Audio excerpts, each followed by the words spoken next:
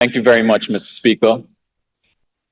It is a great privilege to stand here to support the largest budget in our country's history and the first $1 trillion budget in our country's history.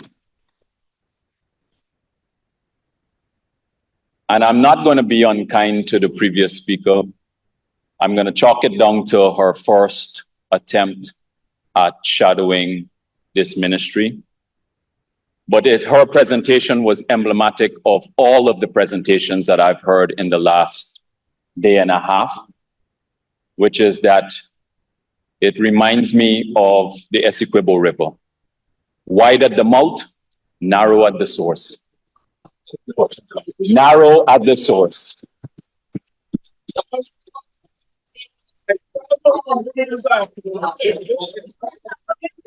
And if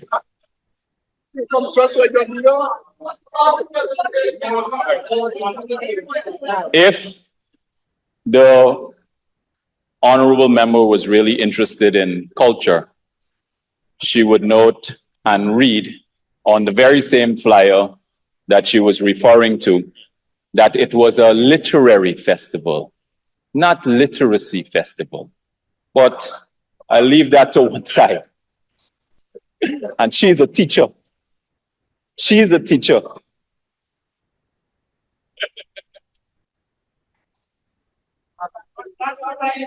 Mr. Speaker, as I said, it is the largest budget in our country's history, our first $1 trillion budget. And I remember the days, Minister Ashley, in 2009, when I had the privilege of witnessing the first budget presentation in my life, was in 2009, when the budget was $128 billion. $128 billion. How far we have come just in that period of time. And many times when we would have the dialogue about the development of our country, the questions would always be asked about why it is that our country is not developed and is not as developed as other countries. That $128 billion coming from a period of where we were the poorest country in the Western Hemisphere could only mean, if you convert it, $600 million US. The road to Lethem alone is going to cost us over $600 million. The bridge that's being built right now in Demerara is $270 million US. The gas to energy project is over $1.5 billion. The point that I'm making is, even in the absence, in all of the payment for recurrent expenditure, etc., Guyana just didn't have the money to rapidly grow. So the first $1 trillion budget, it is a remarkable achievement, a momentous occasion that this country must forever remember, and it is a privilege to be here and stand and support it. It is an exciting time for Guyanese and for the country. And as I said in the last presentation, this will be the greatest transfer of wealth to the ordinary man in any 5-year period. And it will also be the greatest transformation in our country's history in any 20-year period under the People's Progressive Party government. And to do this, we need big budgets. At the heart of larger budgets, it means that governments can do more. You can bring more development, do more for people. And it's hard to argue against larger budgets, only how the money is going to be spent. So here are some important economic facts that must be stated about the health of our country, our economic health. Our non-oil growth is 11.7%. That makes us, if you take out the oil growth and just leave it as our non-oil growth, that makes us the second fastest growing economy in the world. In the world. Oil. Our debt to GDP ratio is one of the lowest in this part of the world. The US, because I heard the Honorable Member, Ms. Finance, speak about debt and how we are being burdened with debt. The debt to GDP ratio in the United States of America is 122%. What is that in terms of the debt burden that she refers to? On the 325 million people in the United States, it's 100,000 US dollars, 20 million Guyana dollars. In Brazil, it is 85%, Canada, 68%, Mexico, 50%. In Barbados, it's over 100%, Jamaica, 72%, Trinidad, 53%, Guyana, it is 27%. Our current account balance is in a surplus. We had an extraordinary year of achievements. This is despite facing the greatest threat to our territory that we have ever seen in our country's history. And His Excellency President Ali led Guyana, led our team, led our government, led this nation to resolve that issue so that we can breathe comfortably. Now, it was the greatest threat on our territory. And just before he left to go to Argyle in St. Vincent, the opposition and the members that are connected to the opposition, the Mr. Asking for your friend, who doesn't know the difference between 33 and 32, kept saying that we should not go. His Excellency had the courage to go. He led our country there and resolved the issue.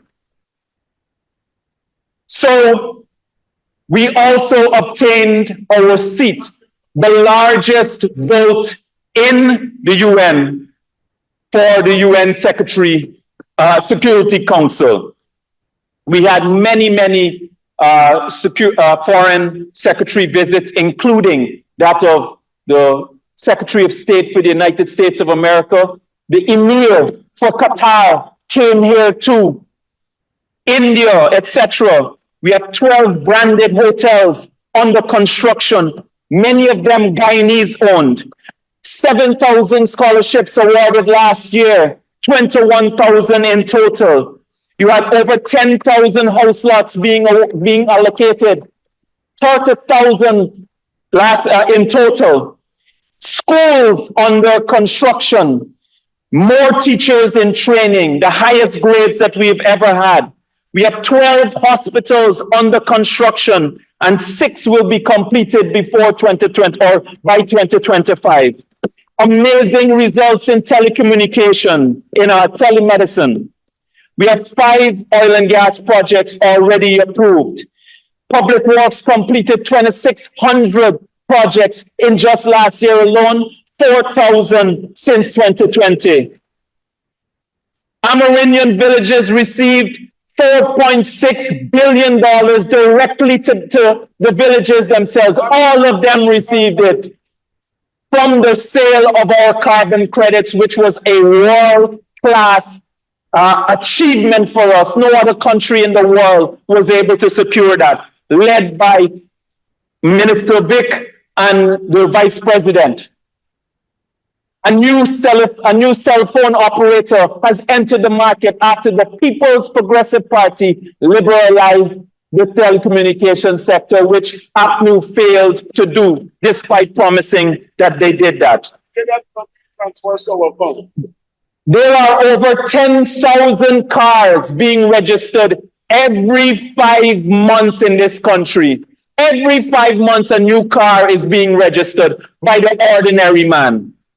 Tens of thousands of homes in this country are either being built or renovated. Again, the ordinary man. Interest rates are the lowest that they have ever been in this country's history, and it is now comparable to the United States of America, Canada, the UK, and all of the developed world, right here because of the macroeconomic management in this country. And despite the misgivings and the misunderstandings, that is not what caused the financial crisis in 2008. It was things like financial instruments, credit default swaps, and collateralized debt obligations, where those were securitized financial instruments that were packaged as AAA products and then sold on to the rest of the world, which caused the entire world to go into first a credit crunch and then go into a global financial crisis. So the person who is shadowing Minister Ashney as the Minister of Finance, 10 versions of them cannot shadow Minister Ashney. 10 versions combined cannot manage. And I don't know what is the debate about shadows. These are zombies. These are not shadows, these are zombies. They are talking a lot of voodoo economics here. So you have Guyanese who are traveling, ordinary Guyanese traveling in and out of the country. Ordinary people. Guyanese are now... Honorable Minister, we have the Honorable Chief Whip for the opposition. Mr. Speaker, standing order 41-2, insulting or using derogatory names to describe members of the House. The honorable members just described the opposition members as zombies. No, I said it's not shadows. I didn't say they were. So they're not shadow, they're the zombies. What is the problem? Honorable, thank you, Honorable Chief Whip. Honorable Minister, please let's refrain from any imputation. Thank you. As I was saying, thank you very much, Mr. Speaker. Guyanese are traveling in and out of the country. Ordinary Guyanese are traveling in and out of the country like never before. Guyanese are now sending their families overseas money. They're sending their families overseas, with the exception of maybe the leader of the opposition, Aubrey Norton, who I have an article published in Starbuck News where it says Aubrey Norton blocked by MoneyGram for receiving $500 likely as a result of anti-money laundering law. And what's interesting in relation to that, though, I mean, I couldn't help but notice, and if I will lay this over, that when he was blocked by MoneyGram, he issued a statement on his page. And do you know what? He issued on his statement? He called for a boycott of MoneyGram. This is a true story. The leader of the opposition called for a boycott of MoneyGram. $500. So it has been a stellar year, Mr. Speaker, for the government of Guyana. And even when Tony Blair, the cabinet will know that even when Tony Blair came here, he was impressed by the work that was happening here. He said that he's been around the country, around the world, and he's seen so many things happening, and he's never seen this pace of development happening anywhere in the world. And the oppositions will always argue against a budget. I've been around budgets for 15 budgets now. Oppositions will always argue against them. So last year we had them argue against infrastructure spending. They lost that argument in here and they lost that argument out there. Now, now they're trying to argue that we should not have this scale of infrastructure development. So if that is the argument, the scale of infrastructure development, now they're going to have to tell us and the public what projects they are against. That is what I want them to tell us. What projects they are against. Which schools, which hospitals, which roads, which bridges, which highways, which housing developments, which stadiums, which indoor facilities, which community grounds, what gas to power project, which communities are they against the development? They have to answer that question, because all of those projects, when we did our consultation, those were the requests of the residents of the communities and the people of the country. And here is what I know about them on the other side, that even if, because we are doing more even for their constituencies, because we're doing it for the entire country, even if we were to give them everything that they wanted, and we're doing more than they ever did, they will still not support this budget. They will still find a problem with our budget because they're not the one that are making the decision, because they don't get to hold the office and use their office to fat foul themselves.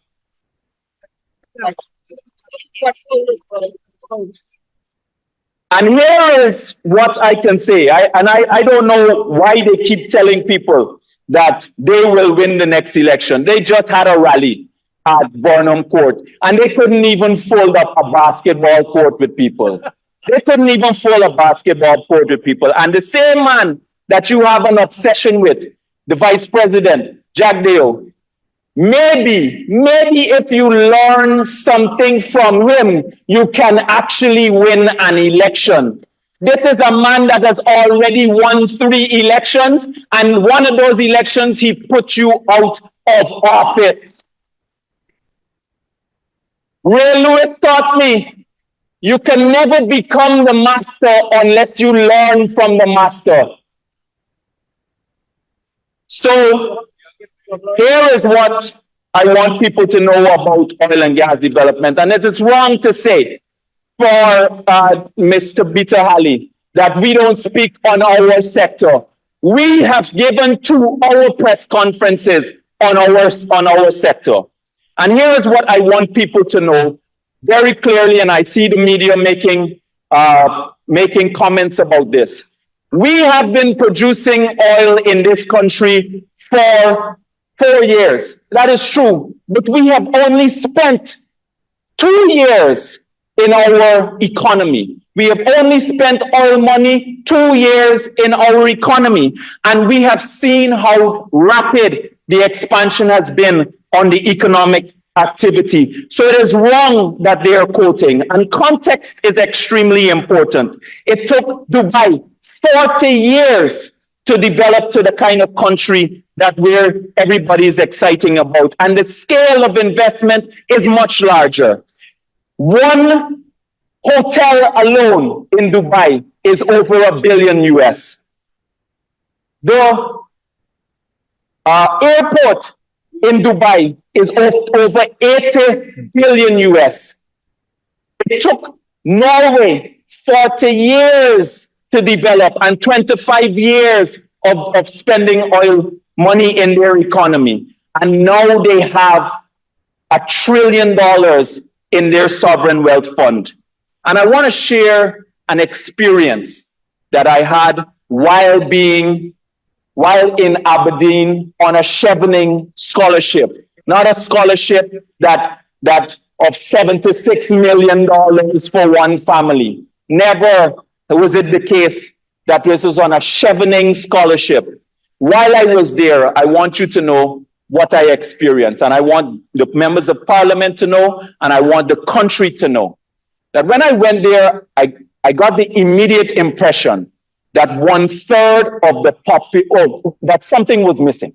First of all, something was missing. And when I dug a little bit deeper, I found out that something was indeed missing. 1/3 of the labor force. 1/3 of the labor force was missing. And that is because oil economies go through booms and busts all the time. And so for the opposition, their view is to spend on recurrent expenditure. But you can't spend on recurrent expenditure like salary increases immediately, despite the fact that we've been giving an incremental increase. Prices slump, and it will slump in the future sometime. You're unable to rely on oil revenue, and then you have to borrow to pay wages. And many countries, especially natural resource rich countries, have suffered because of that. And depending on how long it takes to recover, then you have to fire people. And you don't have to go too far. Just go back a couple of years ago. oil prices went negative. Negative. So it's more important about, what is also important about oil production is that it doesn't stay static. It also goes down. So you have to manage this carefully and you have to plan for the future. And I want you to state clearly here that our sovereign wealth fund has an automatic savings for the future. It has an automatic savings for the future. That is the formula. It is one of the best formulas that I have ever seen. Now, the gas to power project, I want to say this about the gas to power project, that one of the key developments has always been unlocking energy. Just read the book by Václav Smil called Energy and Civilization. It's one of the best authors that I know on energy. And throughout there is a connection between development and unlocking energy for humans, allowing us to do high value work. And the high price of electricity functions as a drag. It functions as a drag on the economy. Imagine trying to run a race with 100 pounds and you are the only one who is running this race with 100 pounds, and all of your competitors, they are running without weights. That is what it means to have a high cost of energy in our country. So for the decades of development period that we've been trying to develop, this high cost of energy has been dragging us and dragging us. This is the first time where we will get an opportunity to unleash our economy, unleash the value for this economy. All of the things that you hear that the leader of the opposition talk about, those are just figments to him. Those are just terms, agro-processing and all that kind of stuff to make him sound as though he knows what he's talking about. If the business people could have made the investment and have made money, they would have done it a long time ago because it would have been in their interest to do so. The fact is, we are uncompetitive from an energy standpoint, and that is why it is important for us to get lower cost of energy in our economy. Now I want to turn to the Ministry of Culture, Youth and Sport. Mr. Speaker, when I started here, our ministry had $2.4 billion. $2.4 billion. Right now, we are getting $8.8 billion. $8.8 billion. And I want to start with community grounds because this is the area that has been the closest to my heart. I want to thank all of the communities that has been working with us to build our community ground. And I also want to take the opportunity to thank our ministry, the National Sports Commission, the National Trust, and everyone and everybody who is working as part of our team to execute our program. I want to thank all of the residents who have welcomed us and worked with us in every community. When I came in 2020, Mr. Speaker, I did an assessment. It was far worse than I have ever seen on community grounds. I couldn't figure out why until I looked carefully at the numbers. The People's Progressive Party used to spend between the period of 2011 to 2014, $300 million on the ground enhancement program. The APNU AFC spent $100 million a year on the community ground enhancement program. They cut it by 2/3. They cut their expenditure by almost 2/3 on the community enhancement program. And that was one of the reasons why the community grounds was in such bad condition. Also, the closure of the sugar estates destroyed the maintenance impact of those community grounds. We are currently doing 150 grounds right now. And if you include the hinterland, it is 100 additional grounds from our support from our ministry and another 100 additional grounds coming out from the Ministry of Amerindian Affairs. So currently, 350 community grounds across this country are getting support, and it will continue. This year, it will be $1 billion we are allocating towards community grounds.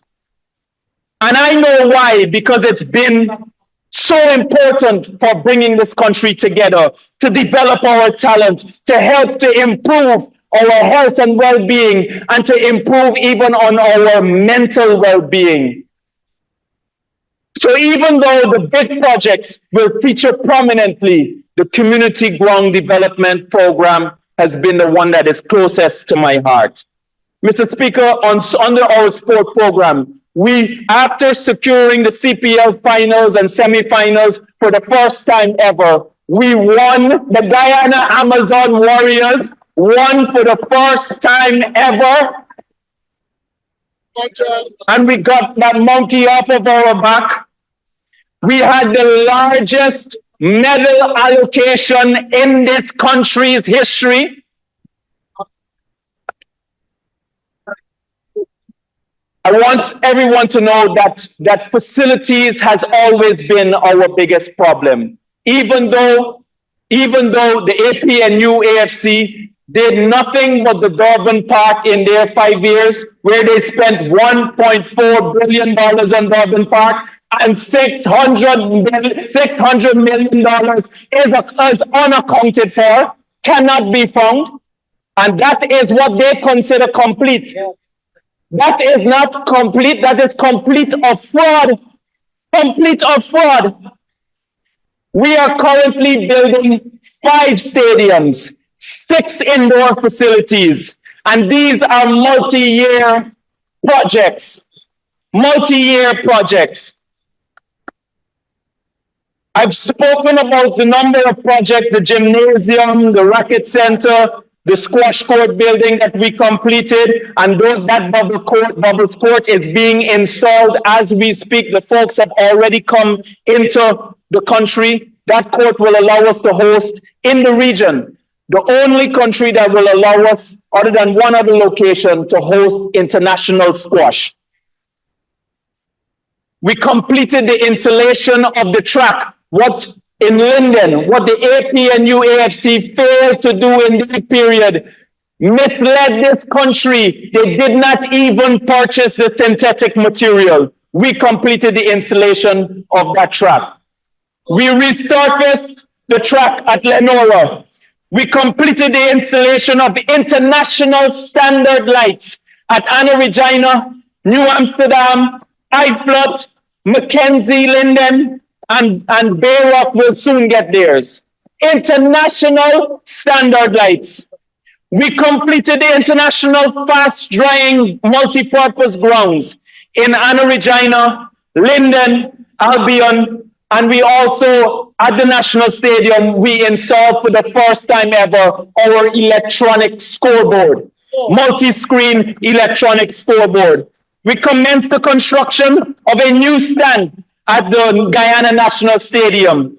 We also started doing stands at the synthetic tracks, and those will be added. There are new stands being constructed now, and we commenced the multi-purpose halls in Region 1, Region 3, Region 7, Region 8, and Region 9. For the first time ever, indoor facilities in other regions other than in Region 4. First time ever. A synthetic. Minister, thank you. In order to continue, you require 5 more minutes. If somebody would. Very please you, Madam Speaker, asking for the honorable member to be given 5 minutes to complete. Go his ahead, presentation. Minister. Thank you. Thank you. We commenced also the constructions of the Players Pavilion, the stands, the grass mounds in Linden and Anna Regina.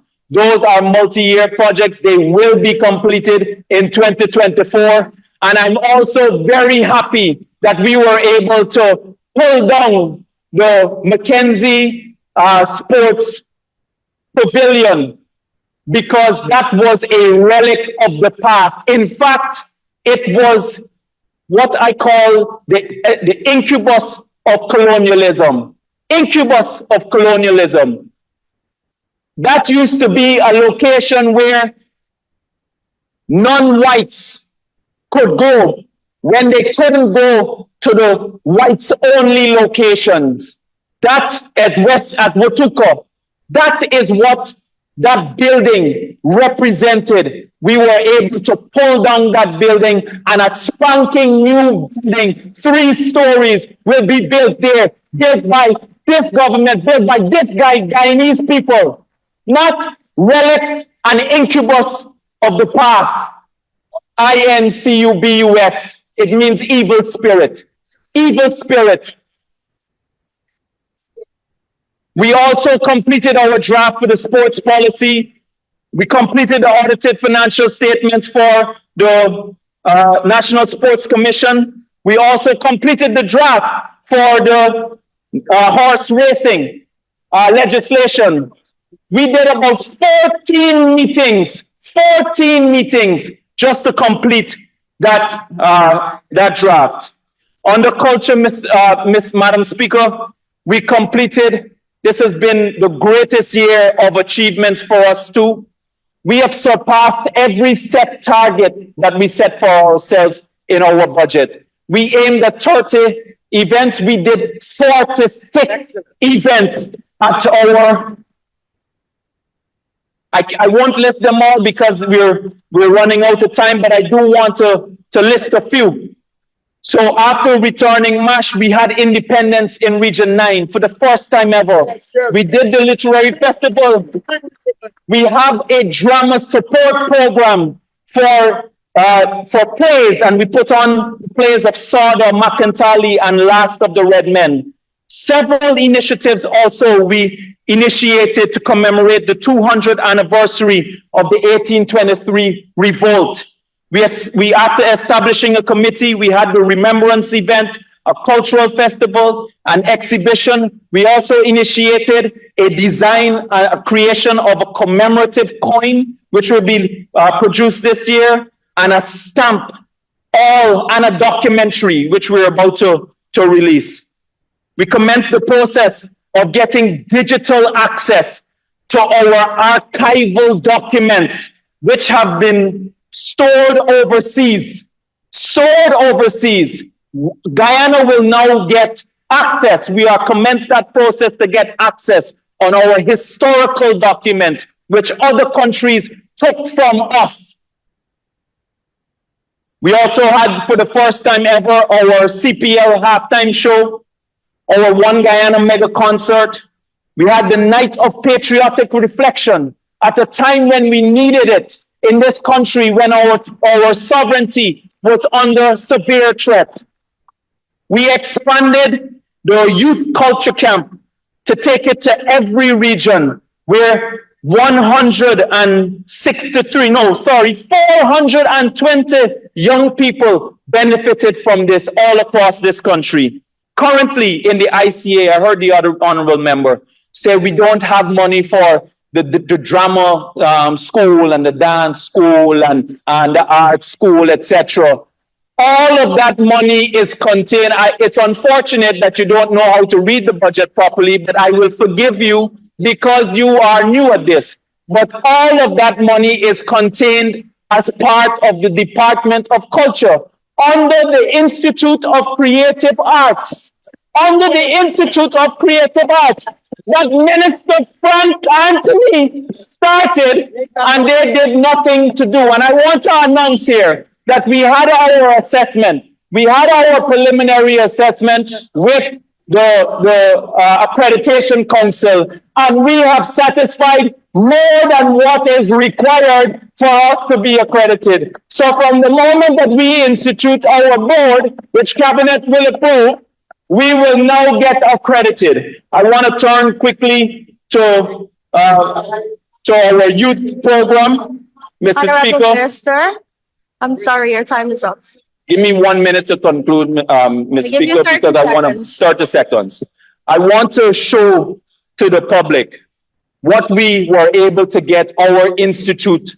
We got for the first time our institute accredited all these years, They were producing, they were giving young people certificates. We worked extremely hard. I want to give credit to our youth department and the director of youth. We worked extremely hard to make sure that we got that institute accredited so those young people can get certified, accredited certificates. And I want to conclude, Mr. Speaker, by saying I heard Mr. 𝐁𝐔𝐃𝐆𝐄𝐓 speak about them coming back into power. And I wanted to refer to a post that he made. In June 2023, he said, all the love, just before, the day or 2 days before the local government election, he said, all the love at Mabaruma is real. Beautiful people indeed, who are simply fed up of the PPPC and will be voting solidly for APNU. When the result came out, the result at Mabaruma was 12-2.